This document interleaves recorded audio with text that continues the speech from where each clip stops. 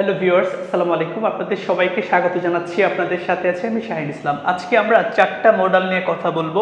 Have to, must, ought to এবং should.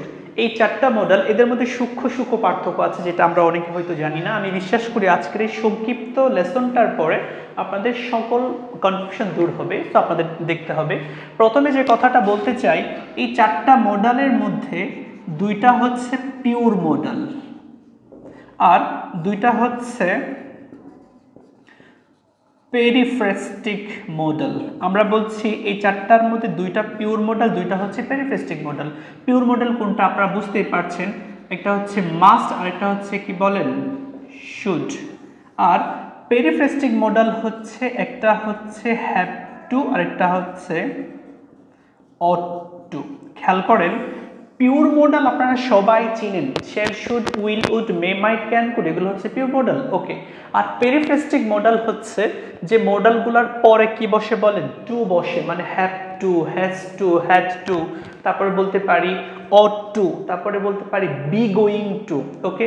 তারপরে বলতে পারি মানে যেগুলোর পরে টু বসাই আমরা। এখন কথা হচ্ছে হ্যাভ টু এবং মাস্ট, অট টু এবং শুড, এদের পার্থক্য কি শোনেন। প্রথমটা একটু খেয়াল করেন তো।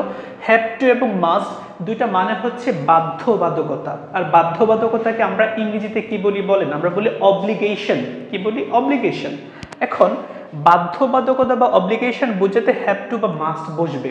এখন দুইটা কি সেম না দুইটার মধ্যে পার্থক্য আছে? আংশিক পার্থক্য আছে। শোনেন, হ্যাভ টু যে বাধ্যবাধকতা সেটা হচ্ছে এক্সটার্নাল,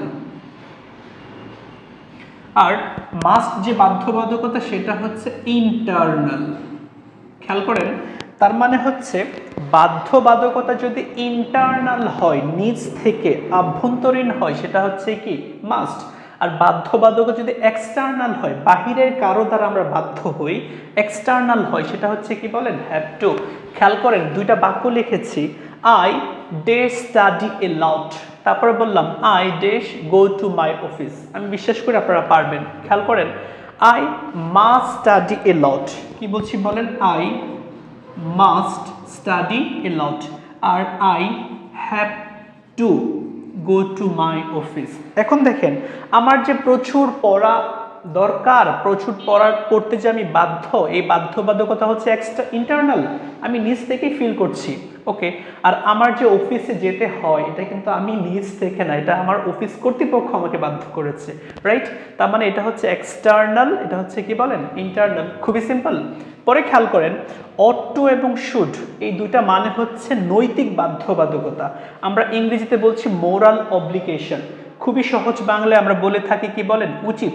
এখন খেয়াল করেন, বাধ্যবাধকতা বা অব্লিগেশন হচ্ছে হ্যাভ টু বা মাস্ট, আর নৈতিক বাধ্যবাধকতা মানে মোরাল অব্লিগেশন হচ্ছে কি অট টু বা শুড। এখন এই দুইটার মধ্যে কোনো পার্থক্য আছে? আংশিক পার্থক্য। শোনেন, অট টুটা হচ্ছে বেশি ফর্মাল, অট টুটা আমরা বলছি বেশি ফর্মাল। এটার মধ্যে একটা জোরালো ভাব আছে, জোরালো একটা কি আছে বলেন ভাব আছে। তার মানে হচ্ছে যেটার মধ্যে বেশি জোর দিতে হবে সেখানে আমরা ইউজ করব কোনটা, অট টু। আর এটা হচ্ছে বেশি কি বলেন ফর্মাল। আমরা মানে উচিত অর্থে যদি জোর দিতে হয় কোথাও, তার মানে ইউজ করবো কোনটা, অট টু। আর নর্মালি বলতে গেলে কোনটা হবে বলেন, শুড। এইবার দুটো বাক্য লিখেছি, আপনারা নিজেরা হচ্ছে উত্তর করার চেষ্টা করবেন। উই রেসপেক্ট আওয়ার প্যারেন্টস, তারপর we respect the older people. Option A, option B, কোথায় কোনটা হবে সেটা আপনারা কমেন্ট সেকশনে জানাবেন।